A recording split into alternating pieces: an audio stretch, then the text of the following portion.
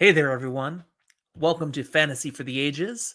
I'm Jim, the father of this podcast, usually here with my son, Zach. But this is one of our tiny talks where it's just me or just him. And today it's just me, obviously. I'm here to bring you another one of our book blasts. So, in 5 minutes or less, talking to you about my thoughts on Origins of the Wheel of Time by Michael Livingston. Wow, this book just came out last week. Officially, that is, because it was in some bookstores already as much as a week earlier, irritating those of us who'd pre ordered months ago so we'd have it on day one. But this tiny talk is not about that, so I will stop venting and move along.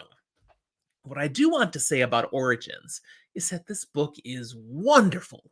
It provided great biographic details on James Oliver Rigney Jr., aka Robert Jordan, that helped beautifully explain where the creation of the Wheel of Time flowed from.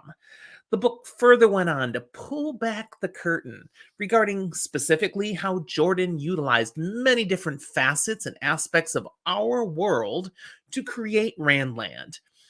He was not just creative in this, but intentionally so in the details, such amazing levels of depth in how he created things, what he called things, what was going on behind the surface. Just shockingly amazing. Finally, the book spends time working through many of the key people, places, and things from the Wheel of Time series. Livingston could have listed much more, but he basically winnowed it down to what he thought would be of most interest to most readers.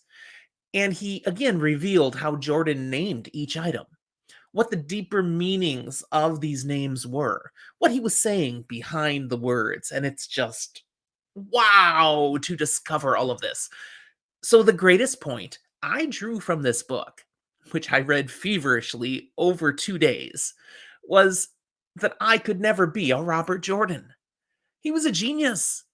I've toyed with writing fiction many times over the years, but compared to the depth and intentionality of what RJ did, my best work would never be more than child's play. He truly was the inheritor of J.R.R. Tolkien's mantle when it comes to world building, but he went far deeper in his own way than the focus Tolkien took. Many other fantasy authors since that time have created worlds, have designed things, and still, when you look at what they've done, it's surface level. It doesn't compare to what's truly behind the scenes of the Wheel of Time. And it's why those of us who are fans, love and truly value this series so much more than other things we may enjoy reading. Should you read Origins of the Wheel of Time? Not until you've read all of the Wheel of Time books, all 15 of the core books. This is super spoilery, and it's unapologetically so. It's plastered in multiple spots in the opening introductions. Don't read this if you care about spoilers. Once you've read the complete series, if you loved it, then this is a highly recommended read. I think any fan of The Wheel of Time would only appreciate the stories far more by reading Origins.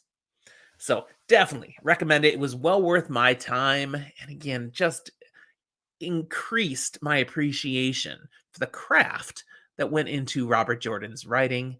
What a gift to all of us to have.